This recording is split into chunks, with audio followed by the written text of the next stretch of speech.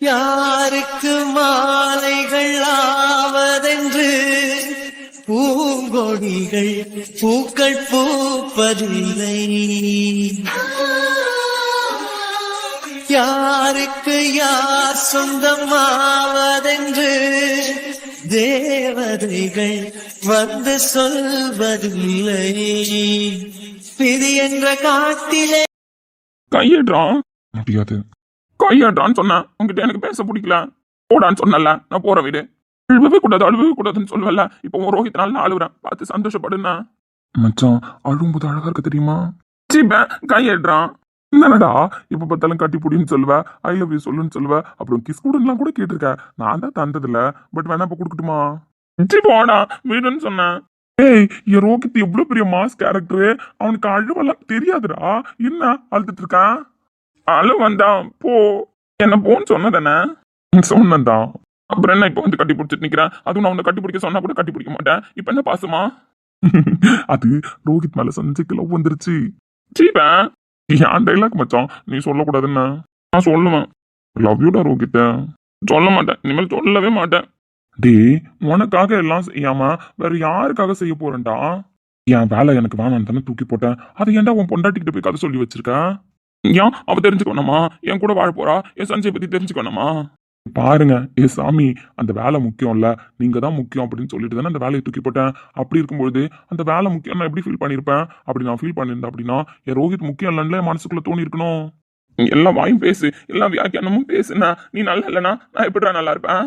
எனக்காக தான் உன் போலீஸ் வேலையை தூக்கி போட்டேன். இப்ப கீர்த்தாவையும் எனக்கு வேணாம் அப்படின்னு சொல்லிட்டு தூக்கி போடுற அப்படின்னா ரிசப்ஷன் வரைக்கும் வெயிட் பண்ணனா எப்படிடா வெயிட் பண்றது? பாருங்க இங்க பாரு, அந்த பைத்தியக்காரி பேசுனதுலாம் நீ பெருசா எடுத்துக்காதடா. அந்த பைத்தியக்காரி வந்து ஏதோ ஆர்வ கொளர்ல பேசிட்டு போயிட்டா பயப்படுறேன்னு சொல்லிட்டு. பட் அதெல்லாம் பிரச்சனையே கிடையாது மச்சான். என்ன பிரச்சனை கிடையாது? பிரச்சனையோட சீரியஸ்னஸ் தெரியாம பேசுறேன். நீ வா, பூமி அம்மா அப்பாவெல்லாம் கூப்பிட்டு போய் நம்ம பொண்ணு கேட்டுடலாம். முடியாது முடியாது. இப்போ அந்த பைத்தியக்கார்ட்ட ஃபோன் போட்டு நான் உன்னை பொண்ணு கேட்க வரேன்டி, உங்க அப்பா கிட்ட பேசிட்டுமா அப்படின்னு கேட்டா சீரியஸா ஒத்துக்க மாட்டா. எனக்கு எப்படி ரோஹித் முக்கியமோ அதே மாதிரி அந்த பைத்தியக்காரிக்கு நந்தினி முக்கியம்.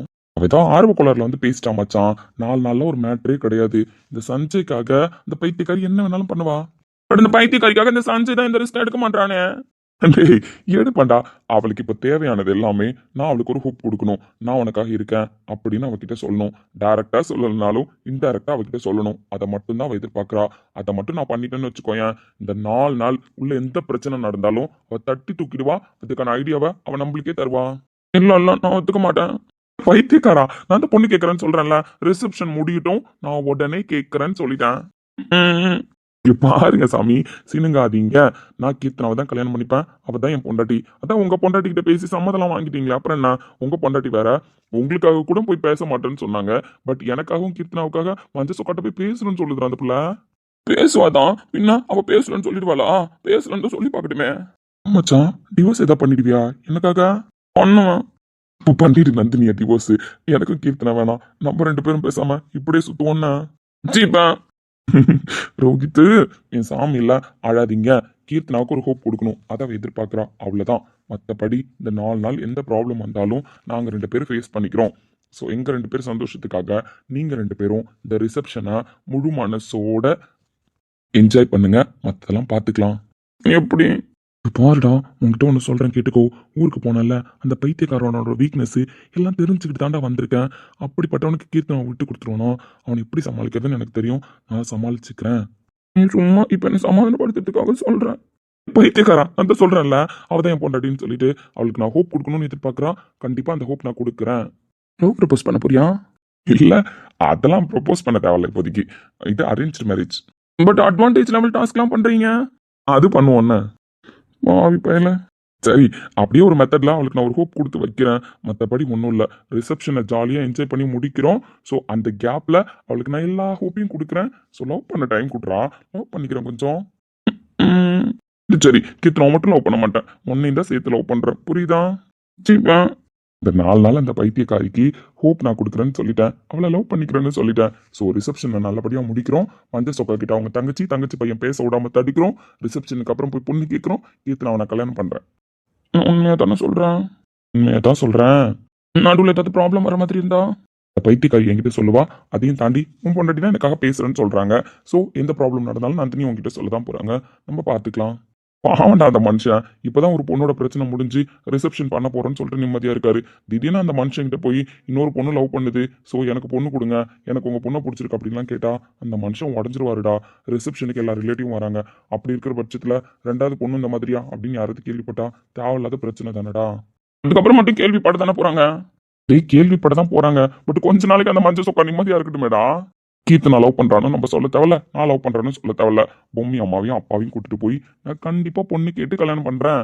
ஏண்டா என்ன நந்தினி நம்புறாங்க, என் கேரக்டரை பத்தி ஓகே அப்படின்னு சொல்றாங்க. அப்படி இருக்கிற பட்சத்துல அந்த மஞ்சள் சொக்கா என் கேரக்டர் அனலைஸ் பண்ணாமலாமா சார்ந்திருக்க போறாரு. பாவம் பார்த்து பொண்ணு தராமலா போறாரு. நீ எதோ சொல்லி என்ன ஏமாத்துற மச்சான். நச்சிடுவ நீ அப்படியே நச்சிடுவ. அப்படியே நான் ஏமாத்துறதுக்கு இவர் ஏமாந்து தான் போறாருன்னு நான் தான் சொல்லிட்டல. அவதான் என் பொண்டாட்டின்னு வாயை தந்து சொல்லிருக்கேன்டா. இந்த வார்த்தையெல்லாம் நீ நோட் பண்ணியா இல்லையா? ஆமால, அவதான் என் பொண்டாட்டி. போதுமா? நந்தினி ஓகே சொன்னது, நந்தினி அவங்க தங்கச்சிய எனக்கு கல்யாணம் பண்ணி வைக்கிறேன்னு சொன்னது, இதெல்லாமே எனக்கு செம்ம ஜாலியாக தான் இருக்கு. ஸோ பேசிக்கலாம். அப்போ உண்மையா நீ கரெக்டாக மூவ் பண்ணணும் இந்த விஷயத்த. கண்டிப்பா. இப்போ லவ் யூ சொல்லு. Love you Rohit. அப்படி சொல்லக்கூடாது சாமி. ஐ லவ் யூ இப்போ சொல்றேன். ஐ love you Sanjay.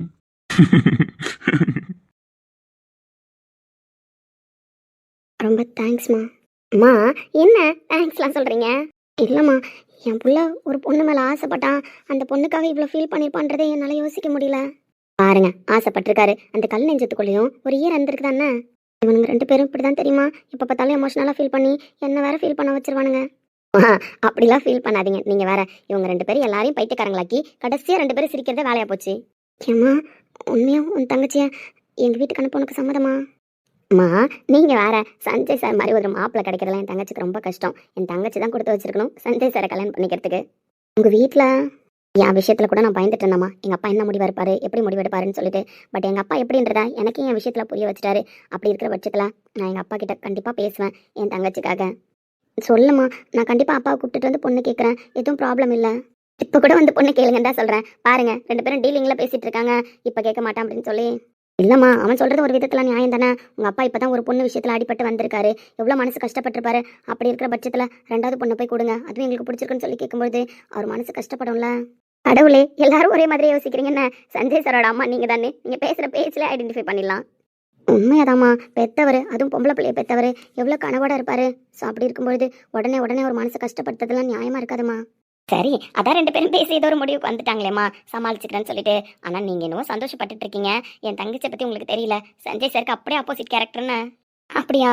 Sanjay sir பேசவே மாட்டாரு, சிரிக்கவே அவருக்கு தெரியாது. அவளுக்கு பேச மட்டும்தான் தெரியும், சிரிக்க மட்டும்தான் தெரியும்.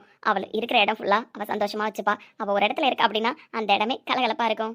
அதான் எனக்கும் டவுட்டாக இருக்குண்ணே, அந்த பிள்ளை எப்படி என் பையனை சூஸ் பண்ணுச்சு? அந்த டவுட் எனக்குமே இருக்குமா, கிளாரிஃபை பண்ணணும்னு. நீங்கள் 2 பேரும் வீட்டுக்குள்ளே வந்தோடனே கொஞ்ச நேரம் பேசிக்கிட்டு இருந்தோமா. அதுக்கப்புறம் யோசித்தேன், உனக்கு தங்கச்சி ஏதாவது இருக்காமா அப்படின்னு கேட்கணுன்னு. இல்லை, உன்ன மாதிரி ஒரு பொண்ணு தாம்மா எங்கள் சஞ்சய்க்கும் பார்க்கணும் அப்படின்னு சொல்லி பேசுவோன்னு நினச்சிட்டு இருந்தேன். ஆனால் உனக்கு ஒரு தங்கச்சி இருக்கும், அந்த தங்கச்சியை என் பிள்ளை லவ் பண்ணியிருப்பான் அப்படின்லாம் நான் கனவுல கூட நினச்சி பார்க்கல. அதுவும் என் சஞ்சய் லவ் பண்ணுறான்றதுலாம் யோசிச்சே பார்க்க முடியல தெரியுமாம்மா. என்னாலையும் தான் யோசிக்க முடியலம்மா. என் தங்கச்சி ரெடியாக பேசுவா, மற்றபடி லவ் பண்ணுவா. அதுவும் சஞ்சய் சார் மாதிரி ஒரு கேரக்டர் லவ் பண்ணுவான்னு நான் யோசிச்சே பார்க்கல. பட் ஓகே, 2 பேரும் மேட் ஃபார் ஈச் அதர் தான். பட் கேரக்டர் வைஸ் 2 பேரும் வேற மாதிரி. எப்படி மிங்கிளானாங்கன்னு தான் தெரில. பாரு பவித்ரா, உன்னதான் ரொம்ப நேரமா கூப்பிட்டு இருக்கேன். முட்டை பண்ணி ஏதாவது முடிவு பண்ணிட்டு அப்படியே ஊமை மாதிரியே இருப்பா. நீ கவிதா, மார்னிங் மேம் ஒரு ஒர்க் அலோகேட் பண்ணியிருந்தாங்கல்ல, அந்த ஒர்க் ஃபினிஷ் பண்ணிட்டியா? நம்ம எழுத்தாப்பில் உட்காந்துருக்கோம், நம்ம லைவ்ல தான் இருக்கோம். முட்டை கண்ணிக்கு பட் நிற்கிற இந்த புல்ல தான் லைவ்ல இல்லை. ஒருவேளை முட்டை கண்ணுக்கு இந்த புல்ல மட்டும் மறையிற மாதிரி ஏதாவது மேஜிக்கா இருக்குமோ? ஏ கவிதா, உன்னை தாண்டி சொல்றேன். மிஸ் முட்டைக்கண்ணி, நான் முடிச்சிட்டேன் ஒர்க்கு, சரிங்களா? கொஞ்சம் நீங்கள் சீக்கிரமாக பார்த்து முடிச்சு விடுங்க. மேடம் வெளியில் போயிட்டு இப்போ வந்துடுவேன்னு சொல்லிட்டு தான் போயிருக்காங்க. வந்து கேட்டாங்க அப்படின்னா பதில் சொல்ல வேண்டியது இருக்கும். அதனால் கொஞ்சம் ஃபாஸ்ட்டாக முடிங்கண்ணே. பவித்ரா, மஞ்சள் மண்டை விடாத போலையே மேடம். அவள் தான் காதில் விழுந்து விழாத மாதிரி நடிக்கிறான்னு உங்களுக்கு தெரியுதுல்ல மேடம். ஸோ நீங்கள் ஏன் இங்கே நின்று உங்களோட பெஸ்ட்டு ட்ரை பண்ணிகிட்டு இருக்கீங்க? அவ காதுல வாங்குறாளா வாங்கலையான்றது எனக்கு முக்கியம் கிடையாது. ஆமா, உங்க முட்டைக்கண்ணி ஃப்ரெண்டுக்கு மேடம் முட்டைக்கண்ணி, அவள் முட்டைக்கண்ணி அப்படி தானே மேடம்? அப்போது உங்களுக்கும் நிக் நேம் வச்சிடலான்னு எல்லோ ஹெட். ஏய் மேடம், நான் மஞ்சள் மண்டைன்னு கூப்பிட்டுருவேன். பட் கூப்பிட்டா நல்லா வரைக்கும் சொல்லுங்கள். ஒரு ஆஃபீஸில் உட்காந்துக்கிட்டு கொலாடி சண்டை போடுற மாதிரி மஞ்சள் மண்டை, ஆரஞ்சு மண்டை, ரோரா மண்டை அப்படின்னு கூப்பிட்டா நல்லா இருக்கும். அதனால தான் கொஞ்சம் டீசெண்டாக கூப்பிடலாமேனு அப்படியே எல்லோ ஹெட்டு. ஹாய் ரேகா. வரவன் அடே தனுஷு. ரேகா, என்ன உங்களுக்கு ரொம்ப நேரமா அந்த கேர்ள்ஸ் நின்று பேசிட்டு இருக்கீங்க? Any help you need, you contact me. பரா இங்கிலீஷா? ஏய் இங்க பாரு, நான் உன்கிட்ட பேசினேனா? அப்படி இருக்கும்பொழுது இப்ப நீ எதுக்கு வாலண்டியரா வந்து என்கிட்ட பேசிக்கிட்டு இருக்க? மேடம், ஒரு சேவை ஒருத்தவங்களுக்கு தேவைப்படுது அப்படின்னா உடனே நான் போய் ஹெல்ப் பண்ணிடுவேன் மேடம். அப்படி ஹெல்ப் பண்ண சொல்லி என் அடி மனசு என்ன ப்ராண்டிக்கிட்டே இருக்கும் மேடம். அடே தனுஷ், வேணாண்டா. கவிதா, வேணும்னு தோணுதே. வேணாம் சாமி, இதெல்லாம் நம்ம குடும்பத்துக்கு செட் ஆகாது. காதல் அணுக்கள் உடம்பில் எத்தனை. நாய, உன் கையில கட்டியிருக்கிற வாட்ச்ல உனக்கு மணி எத்தனைனே தெரியாது. இதுல காதல் அணுக்கள் என்ன போயிட்ட, அப்படிதானே? நியூட்ரான் எலக்ட்ரான் உன் நீல கண்ணில் மொத்தம் எத்தனை. இல்லையே தனுஷ், இந்த பிள்ளைக்கு கண்ணு பிளாக்கா தானே இருக்கு, நீல கண்ணா தெரியலையே சாமி. உன்னை நினைத்தால் திசுக்கள் தோறும் ஆசை சிந்தனை. மேடம், நீங்க எதை நினைச்சுக்காதீங்கன்னு, பையன் இப்படிலாம் இருக்க மாட்டான். தனுஷ்னு பேரை மாத்தி வச்சுக்கிட்டு திரியறான் தான். பட் இந்த மாதிரி காதல் வயப்பட்டு யாருக்கிட்டையும் பேசுனது கிடையாது. உங்க ஹெல்ல ஹெட்டா, இல்ல நீங்க இந்த கண்ணத்துல பூசிருக்கிற ரோஸ் பவுடரா, இல்ல கோழி முட்டை மாதிரி இருக்கிற உங்க கண்ணா, இல்ல லிப்ஸ்டிக் ஹெவியா பூசிருக்கிற உங்களோட லிப்ஸா, இல்ல உங்க திமிரான பேச்சா, அது எதுன்னு தெரியல மேடம். ஆனா தனுஷ் ஏதோ ஒரு அழகு உங்ககிட்ட இருந்து அவன் மனசுல கட்டி போடுற அளவுக்கு அவன் அடி மனசு பிராண்டி இருக்கு. பையன் காதல் கீதல்னு சொல்லுவான், ஆனா யார் பின்னாடி சுத்தது கிடையாது. பட் தனுஷ் இந்த அளவுக்கு பேசுறான் அப்படின்னா அது உங்களை பார்த்து மட்டும்தான் மேடம். என்ன ரீசனா இருக்கும் மேடம்? அது அவன்கிட்ட தான் போய் கேட்கணும்னு, அது அவன்கிட்ட தான் போய் கேட்கணும். இந்த பைத்தியக்காரன் தொல்லை தாங்க முடியல இந்த ஆபீஸ்க்கு வந்ததுல இருந்து. சொல்லுங்க ரேகா, என்ன ஹெல்ப்? மேடம், நாங்கள் சொன்னால் எந்த ஹெல்ப்பும் பண்ண மாட்டோம் மேடம். எனக்கு ஒரு மாதிரி ஹெட் டச்சாக இருக்குது, காஃபி குடிக்கணும் போல இருக்குது. கேன்டீன் வரைக்கும் நடந்து போயிட்டு வரதுக்குள்ள எங்கள் ஒர்க்கு வீணாக கொஞ்சம் ஸ்பாயில் ஆகிற மாதிரி ஆகிடும். உங்கள் சர்வர் 2 காஃபி வாங்கிட்டு வந்து தர சொல்லுங்களா மேடம்? ஏய் பவித்ரா, எல்லாம் ஒன்னால வந்தது. எல்லாரும் பேசுறது உனக்கு காதுல விழுதா விழலையா? நீ லைவ்ல தான் இருக்கியா, இல்ல ஏதாவது கனவு உலகத்துல இருக்கியா? எப்படி மேடம் கண்டுபிடிச்சிங்க? அவள் காலையிலேருந்து கனவு உலகத்தில் தான் இருக்கா. மிஸ்டர் தனுஷ். ஐயோ, வாலண்டரா போய் தனுஷை கூப்பிட்றாளே, அது மிஸ்டர் தனுஷ்லாம் கூப்பிட்றாளே. மஞ்ச மண்டை ஏதோ பிளான் பண்ணிடுச்சு போலையே. You call me? Yes, I call you. பா, இப்போதான் கழுவி ஊத்துச்சு, இப்போ வேற லெவலில் வழியுது. சொல்லுங்க உங்களுக்கு என்ன சேவை தேவைப்படுது? ஒன்றும் இல்லை, உங்களுக்கு பவித்ரா ஃப்ரெண்டா? எஸ், பவித்ரா, கவிதா, நான்சி, நான் எல்லாருமே திக் ஃப்ரெண்ட்ஸ். ஓ, அப்போ உங்களுக்கு இவங்க எல்லார பத்தியும் தெரியும் அப்படிதானே? ஐயோ, எஸ் ஆஃப் கோர்ஸ், எனக்கு தெரியுமே. எஸ்டர்டே தனுஷ் எங்க போனீங்க? எஸ்டர்டே தனுஷ் உங்களை ஃபாலோ பண்ணேன். எஸ்டர்டே நான்சி எங்க போனாங்க? எஸ்டர்டே நான்சி வீட்டுக்கு போனாங்க. எஸ்டர்டே கவிதா எங்க போனாங்க? கவிதாவும் வீட்டுக்கு போனாங்கன்னு சொல்ல. பவித்ராவும் கவிதாவும் உங்க வீட்டுக்கு போனாங்க. மிஸ்டர் தனுஷ், பொய் சொல்லக்கூடாதுன்னு. பவித்ரா எங்க போனாங்க, கவிதா எங்க போனாங்க? 2 பேரும் சேர்ந்து கவிதா வீட்டுக்கு போனாங்க. 2 பேரும் சேர்ந்து கவிதா வீட்டுக்கு போனாங்க. முட்டைக்கண்ணி, எப்படி? ஐயோ தங்கச்சி ரேகா, ஆஃபீஸ் வந்துட்டியாடா?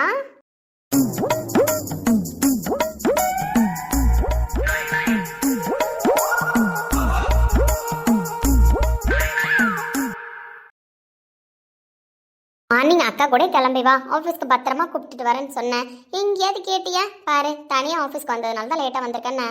ஏய், இவ்வளோ நேரம் இங்கே வந்து நிற்கிறேன், உன் காதில் விழல. இவ்வளோ நேரம் எல்லாரும் பேசிக்கிட்டு இருந்தோம், அதுவும் உன் காதில் விழல. இப்போ நேற்று ஈவினிங் நீ எங்கே போன அப்படின்னு கேட்ட கேள்விக்கு மட்டும் உனக்கு அப்படியே ஞாபகம் வந்துருச்சுன்னா பதில் சொல்லணுனே. இவ்வளோ நேரம் இங்கேயா நின்னமா? ஐயோ, அக்காவுக்கு தெரியலையே. தங்கச்சி வந்து நின்னா அக்கா பார்க்காம இருப்பனா சொல்லு, இல்லை அக்கா கண்டுக்காம தான் இருப்பனா? ஏய் கவிதா, ஏண்டி சொல்லலை? என் தங்கச்சி வந்து நிற்கிறா, அதுவும் என்ன பார்க்க தான் நிற்கிறான்னு சொல்லிட்டேன். இந்த பேர் முட்டைக்கண்ணி, எல்லாம் ஒரு லிமிட்டுக்கு தானே. இங்கே பாரு, எல்லாம் ஒரு லிமிட்டுக்கு தான் உங்ககிட்டே சொல்லிட்டேன். என்னதான் நீ எனக்கு ஃப்ரெண்டாக இருந்தாலும் அவன் எனக்கு தங்கச்சி, புரியுதா? ஸோ அவன் எனக்கு இம்பார்ட்டன்ட். ஓ, சொல்லிட்டாம்மா, என்ன வேணும்? முட்டைக்கண்ணி, கொஞ்சம் பர்ஃபார்மன்ஸ் கம்மியாகவே போடுங்க, அப்பட்டமா தெரியுதுண்ணே. அப்பட்டமா தெரியுதாடா? தெரியணும், 4 பேருக்கு என் தங்கச்சி மேலே நான் எவ்வளோ பாசம் வச்சிருக்கேன்னு தெரியணுண்ணே. கொழுப்பு கூடி போயிடுச்சு போலையே பவித்ரா. ஆமாம், கொழுப்பு கொஞ்சம் கூடி தான் போயிடுச்சு ரேக்கா. என்ன பண்ணுறது, கொஞ்சம் வெயிட் போட்டுட்டால. இந்த சுடிதார் லாஸ்ட் டைம் போடும்பொழுது எனக்கு கரெக்டாக இருந்துச்சு, பட் இன்னைக்கு போடும்பொழுது கொஞ்சம் டைட்டாக தான் ஃபீல் ஆச்சுண்ணா. உங்ககிட்ட வெட்டி நியாயம் பேசுறதுக்கெல்லாம் வரல. எஸ்டர்டே வீட்டுக்கு ஏன் லேட்டாக வந்த? எஸ்டர்டே கவிதா கூட வெளியில் போயிட்டேன், அப்புறம் அவங்க வீட்டுக்கு போயிட்டேன், அதனால தான் லேட்டாக வந்தேன். நீ வேணும்னா கவிதாவை கேட்டு பாரு. ஆனாண்டம்மா. எந்த நம்பியே என்னை தீரக்கும் அன்பியே. இப்போ என்ன பண்ணணும்? என் தங்கச்சி கேட்குற கொஸ்டினுக்கு ஆன்சர் சொல்லுடி. உங்கள் கொஸ்டின் என்ன? எஸ்டர்டே ஈவினிங் அவள் எங்கே போனா? எஸ்டர்டே ஈவினிங் நீ தேடுறதுலேருந்து தேடி முடிக்கிற வரைக்கும் அவன் என் கூட தான் இருந்தா. நன்பியே. ஒழுங்கா உண்மையை சொல்லு கவிதா, நானா கண்டுபிடிச்சேன்னு வச்சுக்கோயேன், அவளை பழி வாங்குறது இல்லாம உன்னையும் சேர்த்து பழி வாங்குவேன்னு. இல்லை ரேகா மேடம், நீங்கள் என்னை மனசளவில் பாதிக்கிறதுக்கு என்ன விஷயம் சொன்னாலும் அது என்னை பாதிக்காது, எந்த விஷயம் சொன்னாலும் பாதிக்காது. ஏன்னா ஆல்ரெடி இந்த ஆஃபீஸில் நிறைய பாதிப்புகளை ஃபேஸ் பண்ணிட்டு தான் உட்காந்துருக்கேன்னு. கவிதா, எதுக்குடி ரேகா மேடம்னு கூப்பிடுற? நம்ம இந்த டீம்ல இருக்கோம், அவங்க அந்த டீம்ல இருக்காங்க, அவ்வளவுதான். ஜஸ்ட் நம்மள மாதிரியே தான் அவங்களும். அதனால call me Rekha. Is it? ஆமாண்டி, நம்மளை விட சின்ன பொண்ணு தான், நம்மள மாதிரி டீம்ல ஒரு மெம்பரா தான் இருக்கா. என்ன எக்ஸ்ட்ரா கார்த்திக் சாரை பார்த்துக்க சொல்லிருக்காங்க, அதனால அவ கொஞ்சம் கெத்தா திரிகிறா. மற்றபடி நம்மளை விட கம்மி சேலரி தான், நம்மளை விட ஜூனியர் தான். ஓ மை காட், இவ்வளவு நேரம் இது தெரியாம மேடம் மேடம்னு கூப்பிட்டுட்டேன். ஏ ரேகா, ஆனா எல்லாம் ஓவரா போறீங்க, லிமிட்டை கிராஸ் பண்றீங்க. ஏன் தங்கம் எல்லாரும் உன்னை கலாய்க்கிற மாதிரியே தெரியுதே? ஈவினிங் நீ வீட்டுக்கு வராமலா போயிடுவேன்? இல்ல சித்தி கிட்ட பேசாம தான் போயிடுவியா? இல்ல நான் தான் சித்தி கிட்ட பேசாம போயிடுவேனா? ஈவினிங் பாத்துக்கிறேன்னு. ட்ரை யுவர் லெவல் பெஸ்டடா. இப்போ சொல்லு, எங்க போன? லவ் ஃபெயிலியரை செலிப்ரேட் பண்ண? வேணாம் பவி, என்னால முடியல. ஏய், கார்த்திகை பத்தியா?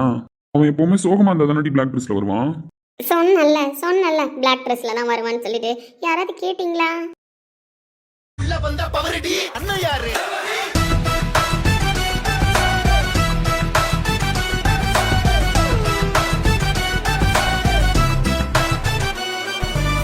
நான் போய் கேட்டு வரேன். ஏன் கார்த்தி, என்ன பிளாக் ட்ரெஸ்? அது சஞ்சய் ப்ரோக்கு கம்பெனி கொடுக்கலான்னு முடிவு பண்ணிட்டேன். சஞ்சய் ப்ரோ லவ் ஃபெயிலியரா? இல்லையே. அப்புறம் அவருக்கு கம்பெனி கொடுக்க போறேன்னு சொல்றேன், நீ லவ் ஃபெயிலியர் தானே? நான் லவ் ஃபெயிலியர்னு யார் சொன்னா? முட்டக்கண்ணி. அவர் பைத்தியக்காரி. அது எல்லாருக்கும் தெரிஞ்ச விஷயம் தான், பட் அவ தான் சொன்னா நீ லவ் ஃபெயிலியர்னு. அவ சொல்றது லவ் ஃபெயிலியர், பட் நான் சொல்றது லவ் ஃபெயிலியர் கிடையாது. அதாவது சஞ்சய் ப்ரோக்கு பொண்ணுங்கனாலே பிடிக்காதுன்னு.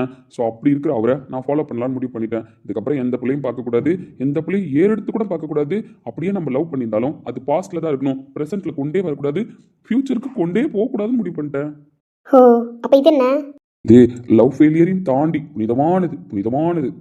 அப்ப அதனால தான் அவர் பிளாக் ஷர்ட் போட்டு சுத்துறாரா? அவருக்கு பொண்ணுங்களை பிடிக்காதா? அவருக்கு பொண்ணுங்களே பிடிக்காது. எந்த பொண்ணாவது லவ் பண்றேன்னு சொன்னா கூட அக்செப்ட் பண்ணிக்க மாட்டாரு. அந்த அளவுக்கு ஒரு கோட்பாடோட வாழ்ந்துட்டு இருக்காருன்னு. நல்ல மனுஷன்ல, பிரச்சனையே தேவையில்ல. அவர் வழியே என் வழின்னு பின்பற்ற போறேன். அப்ப எஸ்டர்டே உங்ககிட்ட வந்து பவித்ரா ஏதோ பேசினாலாமே? அப்படிதான் கௌதமும் சொன்னான். ஏதோ இவ பேசினா அப்படின்னு சொன்னான். ஆனா சஞ்சய் ப்ரோ நானும் வேற ஃபார்ம்ல இருந்தோம். அதனால இவ என்ன பேசினான்னு யாருக்கும் தெரியல. சம்பந்தப்பட்ட உனக்கு தெரிஞ்சிருக்குமே, ஏன்னா உங்ககிட்ட தானே பேசியிருக்கா. அது தெரியற அளவுக்கு நான் தெரியல. அப்ப நீ இப்ப லவ் ஃபெயிலியர் கிடையாது, லவ் ஃபெயிலியரையும் தாண்டி பொண்ணுங்கனாலே வெறுக்கிற, அப்படிதானே? ஆமா. சரி, என்னோட கைண்ட் ரெக்வெஸ்ட்னா, சொல்றி. இந்த முட்டைக்கண்ணி எப்படி லவ் அப்ரோச் பண்ணாலும், எப்படி உன்னை மடக்கணும் ட்ரை பண்ணாலும் நீ மடங்க கூடாது. மடக்கணும் ட்ரை பண்ண மடங்க கூடாது? ஏன்? அவ என்ன லவ் பண்றான்னு சொன்னா? அப்படிதான் காலையில சொல்லிட்டு இருக்கா. அதனாலதான் உன்னை வான் பண்றேன். இந்த முட்டைக்கண்ணி எந்த அளவுக்கு உன்னை லவ் பண்றான்னு பாத்துருவோமே. எதுக்கு அந்த பொண்ணு என்ன லவ் பண்ணணும்? அந்த பொண்ணு யாருன்னு எனக்கு தெரியாதுன்னு. அந்த பொண்ணு அந்த மாதிரிலாம் என்கிட்ட அப்ரோச் பண்ண வேணான்னு சொல்லு. ஏய், உண்மையிலே தெரிஞ்சிட்டியோ? உண்மையாவே திருந்திட்டேன். அதனால இதுக்கப்புறம் என் மனசுல பொண்ணு முட்டைக்கண்ணி இவங்கெல்லாம் வர முடியாது. பொண்ணுன்ற பேச்சுக்கே இடம் கிடையாது. இனிமேல் நான் பிளாக் கோட்டு தான் போடுவேன். என் மனசு பிளாக் ஆயிடுச்சு. ஏதோ எழுதி படிக்கிற மாதிரியே படிக்கிறேடா கார்த்தி. அம்மா, நைட்டு எனக்கு கொஞ்சம் தெரிய ஆரம்பிச்சதுலேருந்து காலையில் நல்லா தெரியற வரைக்கும் 100 வாட்டி இதை எழுதி பார்த்துட்டு வந்திருக்கேன். ஏன்னா எழுதி பார்த்தா தான் மெமரியில் கண்டிப்பாக ஸ்டோர் ஆகும். அதனால பொண்ணை ஏறெடுத்து பார்க்கக்கூடாது, அது இந்த முட்டைக்கண்ணி ஏறெடுத்து பார்க்கக்கூடாது, லவ்னு ஒன்று பண்ணவே கூடாது, லவ்னு ஒன்று நினச்சே பார்க்கக்கூடாது அப்படின்னு சொல்லி நிறையா மெமரியில் ஏறுற மாதிரி எழுதி பார்த்துட்டு வந்திருக்கேன். நடிக்கிறேன், நல்லா 2 பேரும் நடிக்கிறேன். பர்ஃபார்மன்ஸ் ஒருத்தவங்களுக்கு ஒருத்தவங்க தோத்தவங்க இல்லைன்ற மாதிரி நடிக்கிறேன். பட் அதெல்லாம் நான் தயாரா இல்ல. ஏன்டி, உனக்கு ஏன் மேல நம்பிக்கை இல்லையா? இல்ல, காதல்னு வந்துட்டாலே 2 பேர் மேலேயும் நம்பிக்கை இருக்கக்கூடாதுன்னு. ஏன்னா எப்போ எல்லாரையும் கழட்டி விட்டு நீங்க 2 பேரும் ஒன்று செய்வீங்கன்னு தெரியாது. சரி, அந்த டாபிக் நான் வரல. தென் நெக்ஸ்ட், நந்தினி மேம் எங்க? ரோஹித் அண்ணா கூட வெளியில போயிருக்காங்க. எதுக்கு? ப்ராஜெக்ட் விஷயமா டீம் ஹெட் கிட்ட டீம் லீடர் பேச போயிருப்பாங்கடி. அது எப்படா ஆஃபீஸ்ல பேசாம வெளியில போய் பேசுவாங்க? கிளைண்ட் மீட்டிங் ஏதாவது இருக்கும். உண்மையாவா? உண்மையாதான். இதுக்கு பின்னாடி எதுவும் சீக்கிரட் இல்லையே? இப்போதைக்கு இல்ல. வேணா சாமி, மனசு தாங்காதே. எது வந்தாலும் முன்னாடியே சொல்லுங்க அண்ணா. கன்ஃபார்மா உனக்கு சொல்றேன்னா. நம்புறேன்னா. சரி, டைம் ஆயிடுச்சு ஆல்ரெடி. நான் போயிட்டு எனக்கு கொஞ்சம் ஒர்க் இருக்காத முடிக்கிறேன். நீங்களும் கொஞ்சம் ப்ராஜெக்ட் என்னன்னு பார்த்து முடிங்க. முடிப்போம். சார் கூப்பிட்டுருந்தீங்க? நீங்க ஜாயின் பண்ணி 2 days ஆகுதுல்ல? Yes sir. ஆஃபீஸில் ஒரு ப்ரொஃபைல் செலக்ட் பண்ணுறோம் அப்படின்னா, அதாவது நான் செலக்ட் பண்ணாலும் சரி, அதை ரோஹித் ப்ரோ தென் இலக்கிய பார்க்காம உள்ள அலோவ் பண்ண மாட்டோம். அதே மாதிரி இலக்கியா ஒரு ப்ரொஃபைல் எடுத்தாலும் அதே சேம் ப்ரொசீஜர் தான். பட் நான் கொஞ்சம் வேற மூட்ல இருந்ததுனால இலக்கிய செலக்ட் பண்ண ப்ரொஃபைலை பார்க்காம விட்டுட்டேன். அந்த கேப்பில் தான் நீங்கள் உள்ளே வந்துட்டீங்க. ஸோ உங்களோட ஜாயினிங் ப்ராசஸ் இலக்கியா மூலயமா மட்டும்தான் நடந்திருக்கு. சார் இலக்கிய மேம் செலக்ட் பண்ணாலும் தென் உங்களையும் செக் பண்ண சொல்லி தான் ஜாயினிங் அன்னைக்கு அனுப்புனாங்க. நான் கூட வந்து உங்ககிட்ட பேசினேன் சார். பட் நீங்கள் என்ன எந்த கொஷினுமே கேட்கல, டென்ஷன் ஆக்கிட்டீங்க. கரெக்டு தான், என்னோட பெர்மிஷன் இல்லாமல் இங்கே ஒரு பேப்பர் கூட மூவ் ஆக முடியாது. கரெக்டு தான், நான் தான் செக் பண்ணலை, என் மேலே தான் மிஸ்டேக். ஏன்னா அந்த ஆஃபீஸில் ஒரு பேப்பரை மூவ் பண்ணணும்னா கூட நான் கண்ணசிக்காமல் அந்த பேப்பரை மூவ் பண்ண முடியாது. அப்படி இருக்கிற பட்சத்தில் இவ்வளோ பெரிய ப்ராஜெக்டில் நீங்கள் ஜாயின் பண்ணியிருக்கீங்க அப்படின்னா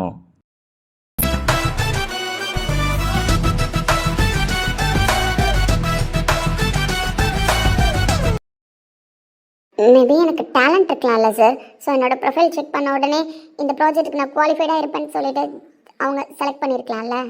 கரெக்டு தான், நான் அக்செப்ட் பண்ணிக்கிறேன், ஒன்றும் ப்ராப்ளம் கிடையாது. பட் உங்களோட செலெக்ஷன் ப்ராசஸை நான் ரீவெரிஃபிகேஷன் பண்ணணும். Okay sir. I need your all documents. அப்புறம் ரொம்ப முக்கியமாக உங்களோட எக்ஸ்பீரியன்ஸ் சர்டிஃபிகேட், புரியுதா? தென் லாஸ்ட்டாக நீங்கள் ரிலீவ் ஆன கம்பெனியோட ரிலீவிங் லெட்டர், இதெல்லாம் நீங்கள் கொஞ்சம் என் டேபிளில் சப்மிட் பண்ணால் நல்லாயிருக்கும். இல்லை மெயிலாக சென்ட் பண்ணால் கூட I will check, no issues. Then half an ஹவரில் எனக்கு இந்த டீட்டெயில்ஸ் வேணும். அப்போ இலக்கிய மேம் கரெக்டாக செக் பண்ணலன்னு சொல்கிறீங்களா? ஓ ரேக்கா, நானும் ஒரு டைம் செக் பண்ணிக்கிறேன்னு சொல்கிறேன். No issues. நீங்கள் கேட்ட டாக்குமெண்ட்லாம் வித்தின் ஆஃப் அன் ஹவரில் உங்களுக்கு சென்ட் பண்ணுறேன். Okay, leave it. சார் அப்புறம் நீங்கள் நந்தினி டீம் கூட ஒர்க் பண்ணீங்கல்ல, ஸோ அப்படி ஒர்க் பண்ணும்போது பெண்டிங் உங்கள் ஒர்க் இருக்குல்ல, ஸோ அது என்னென்னு சொல்லிட்டு மேடம் நோட் பண்ணி ஸோ அந்த டீம் கிட்ட சப்மிட் பண்ண சொன்னாங்க. அது விஷயமா என்னையும் பேசிக்க சொன்னாங்க. புரியல. இல்லை சார், நந்தினி டீம் கூட. ரேக்கா, எனக்கு நீங்கள் சொல்கிறத அண்டர்ஸ்டாண்ட் ஆகல, திரும்ப சொல்லுங்கள். சார் நந்தினி டீம் கூட ஒர்க் பண்ணீங்கல்ல. I don't understand, say again. Sir Nandini பேசும்பொழுது ஒரு வார்த்தையில் கவனம் வேணும். அதே மாதிரி யாரை பற்றி பேசுகிறோம் அப்படின்றதும் தெரிஞ்சுக்கிட்டு பேசணும். ஸோ இப்போ சொல்லுங்க, எனக்கு கரெக்டாக அண்டர்ஸ்டாண்ட் ஆகுதான்னு நான் பார்க்குறேன். இவர் என்ன இப்போ சொல்ல வராரு? என்ன புரியலையா? நீங்கள் பேசுறது கரெக்டு தான், பட் பேசுகிற விதம் தான் தப்பு. எனக்கு அண்டர்ஸ்டாண்ட் ஆகல. ஸோ நீங்கள் யாரை பற்றி பேசுகிறீங்க, என்ன சொல்ல வரீங்கன்றத தெளிவாக சொன்னீங்கன்னா எனக்கு அண்டர்ஸ்டாண்ட் ஆகும்.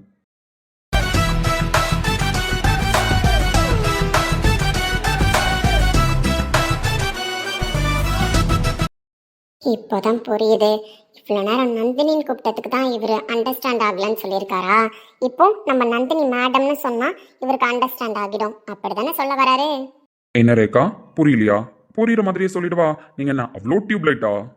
சார் இல்ல டியூப்லைட் மாதிரி நடிக்கிறீங்களா? சொல்லுங்க. இந்த லட்சணத்துல எம்டி ஆஃப் தி கம்பெனி எனக்கு உங்களை பர்சனல் பிஏவா அப்பாயிண்ட் பண்ணியிருக்காங்க. நான் சொல்ற ஒரு கோட் வேர்ட் புரியல, நான் சொல்றதை அண்டர்ஸ்டாண்ட் பண்ணிக்க முடியல. அப்படி இருக்கும் பொழுது நீங்களாம் ஒரு ஸ்டாஃபா இருக்கிறதுக்கே பிரயோஜனம் இல்லை. அப்படி இருக்கிற பட்சத்துல எப்படி கம்பெனியோட எம்டிக்கு பர்சனல் பிஏவா இருப்பீங்க? Sorry sir. I don't need your sorry, okay? யாரை பற்றி பேசுகிறோன்னு கொஞ்சம் புரிஞ்சுக்கிட்டு பேசுங்க. அவங்க இப்போ தான் வேலைக்கு வந்திருக்கலாம், பார்க்க சின்ன பொண்ணாகவும் இருக்கலாம், அதில் தப்பு இல்லை. ஆனால் அவங்க இந்த கம்பெனியோட டீம் லீடர், புரியுதா? ஒரு மெயின் ப்ராஜெக்டை முன்னாடி நின்று நடத்திட்டு இருக்காங்க. அந்த பதவிக்கு என்ன மரியாதை கொடுக்கணுமோ அதை நீங்கள் கொடுத்து தான் ஆகணும். அவங்க பேரை சொல்லி மட்டும் கூப்பிட்றது இதுவே ஃபர்ஸ்ட் அண்ட் லாஸ்ட்டாக இருக்கணும். வயசுக்கும் அனுபவத்துக்கும் அப்பாற்பட்டு இங்கே ஒரு விஷயம் இருக்குது, புரியுதா? ஒரு டீம் லீடரை எப்படி நடத்தணுமோ அப்படி நடத்துங்க. அவங்க பேரை சொல்லி கூப்பிடுறது உங்கள் ப்ரொஃபஷனலிசம் கிடையாது, புரியுதா? இது உங்களோட ஃபர்ஸ்ட் அண்ட் லாஸ்ட் வார்னிங். இனிமே இப்படி எங்கேயாவது பேசுகிறத நான் பார்த்தேன், அப்புறம் என்ன பனிஷ்மெண்ட் கிடைக்கும்ன்றத உங்களால் யோசிக்கவே முடியாது. சாரி சார், இதுக்கப்புறம் அவங்கள நந்தினின்னு மட்டும் சொல்ல மாட்டேன். இப்போ சொல்லுங்க. சார் நந்தினி மேம் டீமில் நீங்கள் ஒர்க் பண்ணும்போது ப்ராஜெக்ட் பெண்டிங் இருந்துச்சுல்ல, ஸோ அந்த டீட்டெயில்ஸ்லாம் கலெக்ட் பண்ணி அவங்க டீம் கிட்ட சப்மிட் பண்ண சொன்னாங்க சார். வேறு யாரும் உங்ககிட்ட வந்து டீட்டெயில்ஸ் பற்றி பேச வேணாம், ஸோ நீங்களே பார்த்துக்கோங்க அப்படின்னு மேம் சொல்லியிருக்காங்க. ஓகே, அதை பற்றி நானே உங்ககிட்ட பேசணும்னு நினச்சேன். ஸோ என்னோட ரூமுக்கு யாரும் எக்ஸ்ட்ரா மெம்பர்ஸ் வர வேணாம், ஒரு 1 ஹவருக்கு அப்புறம் வாங்க. ஸோ டீட்டெயில்ஸ் எல்லாமே நான் உங்ககிட்ட கொடுக்குறேன், நீங்கள் நந்தினி மேம் கிட்ட சப்மிட் பண்ணிவிடுங்க. Okay sir. May come in sir? Pavithra voice தானே? May come in sir? Yes come in.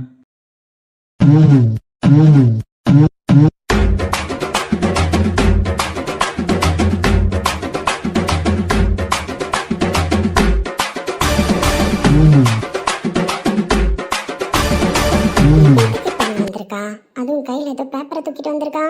சொல்லுங்க மிஸ் பவித்ரா, என்ன விஷயமா என் கேபினுக்கு வந்திருக்கீங்க? சார் உங்ககிட்ட ஒரு டீட்டெயில் பேசணும். இப்பதான் அந்த விஷயமா நானும் ரேக்கா கூட டிஸ்கஸ் பண்ணிட்டு இருந்தோம். இதுக்கப்புறம் என் கேபினுக்கு நீங்க வர வேலை இருக்காது. இதுக்கப்புறம் ப்ராஜெக்டோட பெண்டிங் டீட்டெயில்ஸ்லாம் நான் ரேக்கா கிட்டே கொடுத்துட்றேன். ஸோ அவங்க கிட்ட இருந்து கலெக்ட் பண்ணிக்கோங்க. ஏன்னா அவங்க தானே என்னோட பர்சனல் பிஏ. பைத்தியக்காரா, என்னையும் விருப்பத்தி பார்க்குறல்ல நீ? ஆமாம் பவித்ரா, சார் இப்பதான் சொன்னாங்க. நானும் சார் கிட்ட அந்த விஷயமா தான் பேசுறதுக்காக வந்தேன். சார் இதுக்கப்புறம் டீட்டெயில்ஸ்லாம் என்கிட்ட கொடுக்குறேன்னு சொல்லிட்டாங்க. உனக்கு ஏதாவது டீட்டெயில்ஸ் வேணும் ப்ராஜெக்ட்ல அப்படின்னா என்கிட்ட கேளு, நான் ஆன்சர் பண்றேன். முட்டை கண்ணி கண்ணை உருட்டியே நடிச்சிருவா. இப்போ என்ன விஷயம் கேட்கறதுக்காக இவ வந்திருக்கா? ஆனா எந்த விஷயம் வேணாலும் நீ கேட்கறதுக்கு வரலாண்டி. நான் உங்ககிட்ட பேசுறதுக்கு நான் ரெடியா இல்லைன்னு. ஏய், உன்கிட்ட தான் சொல்லிக்கிட்டு இருக்கேன், புரியுதா? தங்கச்சிமா, இது நம்ம வீடு இல்லடா. என்ன ஏய் ஓய் அப்படின்னு கூப்பிடுறதுக்கு புரியுதா? கால் மீ பவித்ரா, இல்ல மேடம்னு கூட கூப்பிடு. உனக்கு நான் சீனியர் தான் இங்க. முட்டை கண்ணி இந்த பிள்ளைய பார்த்து பயப்படுவான்னு பார்த்தா என்ன எதுக்கு பேசிட்டு இருக்கு? ஓகே மிஸ் பவித்ரா, ப்ராஜெக்ட் விஷயமா என்கிட்ட கேட்டுக்கோங்கன்னு தான் சொல்லியாச்சு. அப்புறம் என்ன சார் கிட்ட பேசணும்? ஏமா சார் கிட்ட ப்ராஜெக்ட் விஷயமா மட்டும் தான் பேச வருவாங்களா? பர்சனலா எதுவும் பேச வர மாட்டாங்களா? பேச வரலாம், but MD of the company அவரு. அப்படி இருக்கும் பொழுது அவர்கிட்ட பேசுறதுக்கு உனக்கு என்ன விஷயம் இருக்குன்னு நீ வந்திருக்க? அதெல்லாம் உங்ககிட்ட சொல்லணும்னு அவசியம் இல்லம்மா. சார் கிட்ட தான் பார்த்து பேசணும். சார் உங்ககிட்ட பேசுறதுக்கு கூட உங்க பிஏ கிட்ட பெர்மிஷன் வாங்கணுமா? ப்ராஜெக்ட் விஷயமா உங்கள்கிட்ட பேசணும்னா தான் உங்க பிஏ கிட்ட அப்பாயின்மெண்ட் வாங்கணும்னு சொன்னாங்க. பர்சனலா பேசுறதுக்கு கூட அப்பாயின்மெண்ட் வாங்கணுமா சார்? பர்சனலா பேசுற அளவுக்கு உங்களுக்கு எனக்கு என்ன இருக்கு? சார் இதுக்கப்புறம் உங்களுக்கு எனக்கு என்ன இருக்குன்னு கேட்டா எல்லாரும் முன்னாடி சொல்றதுக்கு நான் ரெடி தான். பட் தேவையில்ல நான் நினைக்கிறேன். பர்சனலா பேச போறாளா? அவரு இவருக்கு கேட்ட மாதிரி தான் பதில் சொல்றாரு. என்னவா இருக்கும்? சார் உங்ககிட்ட பேசலாமா? இல்ல உங்கள்கிட்ட என்ன பேச போறேன்றத வேணும்னா உங்க பிஏ கிட்ட சொல்லி இல்ல உங்க பிஏ கிட்ட கொடுத்து நான் உங்ககிட்ட கொடுக்க சொல்லட்டுமா? முட்டை கண்ணி ஏதோ முடிவு பண்ணிட்டு வந்திருக்கான்னு மட்டும் தெரியுது. சொந்த காசுல சூனியா வச்சுக்க வேணாம், தனியாவே டீல் பண்ணுவோம். சார் மைண்ட் வாய்ஸ்ல யோசிச்சு முடிச்சிட்டீங்களா? என்ன இவ்வளவு உரிமையா பேசுறான்? தங்கச்சிமா, உன் மைண்ட் வாய்ஸ் வெளியில கேக்குதுடா. உரிமையா தான் பேசுவேன். ஏன்னா நாங்களாம் முன்னாடி ஒரே டீம்ல இருந்தோமா. சாரை வாடா போடான்னு கூப்பிட்ற அளவுக்கு சாரும் நானும் ஃப்ரெண்டு. இப்போ எம்டி சேர்ல உட்காந்துட்டாரு, அதனால வாடா போடான்னு கூப்பிட முடியல. பட் பர்சனல் இருக்கும்லடாமா, அதனால சார் கிட்ட நான் தனியா பேசணும், என் ஃப்ரெண்டு கிட்டே நான் தனியா பேசணும். ஸோ புரியுங்களா? எப்படி சாரும் போக தான் சொல்லுவாரு. ரேகா, சார் கூப்பிடாரு பாருடா, அந்த பக்கம் திரும்பி பாரு. நீங்க கொஞ்சம் வெளியில வெயிட் பண்ணுங்க. அவங்க ப்ராஜெக்ட் விஷயமா பேச வரலன்னு தான் நினைக்கிறேன். ஸோ ப்ராஜெக்ட் விஷயமா பேசுறதா இருந்தா உங்களை தாண்டி நான் அவங்கள்ட்ட பேச மாட்டேன். எதுவாக இருந்தாலும் ப்ராஜெக்ட் உங்ககிட்ட தான் அவங்க டீல் பண்ணி ஆகணும். ஸோ அவங்க பர்சனலாக இதை பேச வந்திருக்காங்க. நான் பேசுகிறேன், நீங்கள் கிளம்புங்க. சார் இல்லை, நீங்கள் கொஞ்சம் வெளியில் வெயிட் பண்ணுங்க, நான் கூப்பிட்றேன். இங்கே பாருடி. சாரிம்மா, ஒன்றை சொல்லிட்டு நானே தப்பாக பேசுகிறேன் பார்த்தியா? வாடி போட்டின்னு பேசுறதுக்கு சாரி. மிஸ் ரேகா மேடம் கொஞ்சம் வெளில வெயிட் பண்ணுங்க. சார் தான் சொல்லிட்டார்ல, அதனால் வெளில வெயிட் பண்ணுங்க. சார்கிட்ட பேசிட்டு நான் வரேன். அப்படியே போகும்பொழுது டோரை லாக் பண்ணிட்டு போங்க. லாக்கா?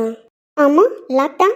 பர்சனல் விஷயம் பேச போகிறோம்ல, ஸோ டோர் ஓப்பன் பண்ணியிருந்தா கண்டவங்களும் கண்ட டைமுக்கு வருவாங்க. இல்லை பேசுகிறத கண்டபடி ஒட்டு கேட்கணும்னு நினைப்பாங்க. அதனால தான் டோரை நல்லா லாக் பண்ணிவிட்டு யாருக்கும் கேட்காதபடி யாரும் பார்க்காதபடி சாத்திட்டு போங்க. ஏன்னா நான் பர்சனல் பேச போகிறேன் சார்கிட்ட. ஏம்மா நான் ஏதாவது கோவத்தில் வெளில போடின்னு சொல்லணுமா?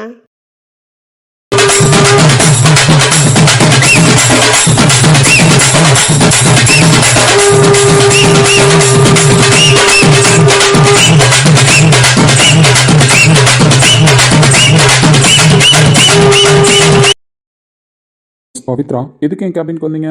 மிஸ்டர் கார்த்திக் பிரகாஷ், நான் உங்களை பார்க்க வரல. உங்களுக்குள்ள ஒரு கார்த்தி இருக்கார்ல, அவரை பார்க்க வந்தேன். யாருக்கும் எந்த ரைட்ஸும் கிடையாது கார்த்தியை பார்த்து பேசுறதுக்கு. ஆனால் ரைட்ஸ் இன்னும் முடிஞ்சு போகலையே. தேவையில்லாமல் பேசுகிற வேலை வச்சுக்காதடி. தேவை இருக்கிறதுனால தானே வாடி பொடினே வாயில வருது. இல்லைன்னா வாடி பொடின்னு கூப்பிடுவீங்களா? என்ன ஸ்மார்ட்டாக ஹேண்டில் பண்ணுறியா சுச்சுவேஷனை? நான் ஏன் ஸ்மார்ட்டாக ஹேண்டில் பண்ண போகிற சுச்சுவேஷனை? நான் நியாயத்தை பேச வந்திருக்கேன், உண்மையை பேச வந்திருக்கேன். இது என்ன நியாயம் உன் சைடு இருக்குன்னு நீ பேசி கிழிக்க வந்திருக்கப்ப? என் சைடு நியாயம் இல்லாமலே போகட்டும், அதை பற்றி நான் நியாயப்படுத்தவும் வரல சார். அப்புறம் எதுக்கடி வந்து நிற்கிற? லவ் பண்ணலான்னு. மறுபடியும் வெளியே போடின்னு. பார் கார்த்தி, நான் ஒன்றும் நடந்த விஷயத்தெல்லாம் நியாயப்படுத்த வரல. அதே மாதிரி நான் பண்ணதெல்லாம் கரெக்டுன்னு சொல்ல வரல. உங்ககிட்ட பேசவே எனக்கு பிடிக்கலன்னு சொல்லிட்டேன். அதுவும் கார்த்தின்னு சொல்லி பேசுறதா இருந்தா இந்த ரூம்குள்ள வராதன்னு சொல்லிட்டேன். போடி வெளில. சரி கார்த்தின்னு சொல்லி பேசல. கார்த்தின்ற உரிமையை நான் இதுக்கப்புறம் கொண்டாடக்கூடாது அப்படின்னா தோ ஷீட் ரெடியாக தான் எடுத்துகிட்டு வந்திருக்கேன். நீ இப்படி தான் பேசுவேன்னு எனக்கு ஆல்ரெடி தெரியும். அதான் கணக்கு வழக்க செட்டில் பண்ணலான்னு வந்திருக்கேன். கணக்கு வழக்க செட்டில் பண்ண போறியா? அப்படி என்னடி உனக்கு எனக்கு கணக்கு வழக்கு பெருசா இருக்கு? இருக்கே, நிறைய இருக்கே. செட்டில் பண்ணிட்டா கணக்கு வழக்க முடிச்சுக்கலாம் தான், காதலையும் முடிச்சுக்கலாம் தான். ஏய் டென்ஷன் ஆகாத கார்த்தி. டென்ஷன் ஆகும்போது என் கண்ணுக்கு அழகாக தெரிகிற. என்ன முட்டைக்கண்ணின்னு சொல்லுவேன். பட் ஓ முட்டைக்கண்ணு தான் இன்னும் க்யூட்டாக இருக்குன்னு தொட்ஸ் யுவர் லிமிட். எத்தனையோ தடவை நான் சொன்னேன், நீ கேட்டியாடா முட்டைக்கண்ணா? ஆனாண்டி வேணாம் தாண்டா நானும் சொல்கிறேன். இந்த கணக்கு வழக்கெல்லாம் முடிச்சு விடு, நான் கிளம்புறேன். பொய்த்து கறி மாதிரி பேசாத. என்னடி கையில் எடுத்துட்டு வந்திருக்கேன்? ஃபர்ஸ்ட் இங்க கொடு. இட்ஸ் மை ப்ளஷர், வாங்கி பாருங்க.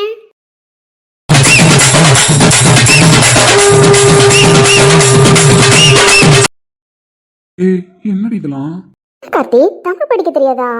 எனக்கு எல்லாம் படிக்க தெரியும், புரியுதா? பைத்தியக்காரி மாதிரி ஏதோ எழுதி எடுத்து வந்திருக்கேன், என்னன்னு கேட்டேன். சரி ஏன் வாயில சொல்லணும்னு ஆசைப்படுற போல. ஸோ அந்த ஆசையை நான் நிறைவேற்றாம இருப்பேனா?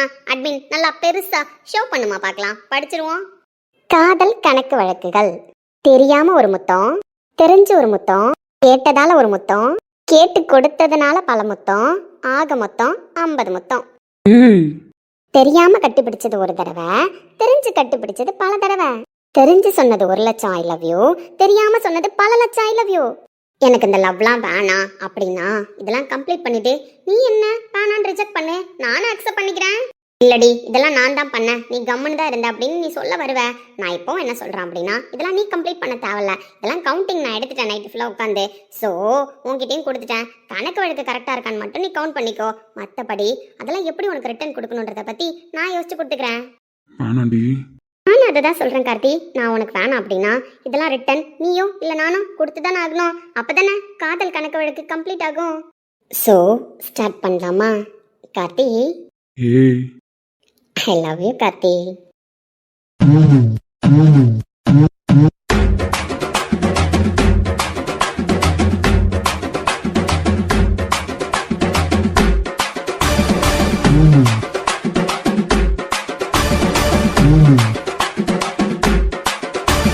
வீடியோ முடிஞ்சிருச்சு.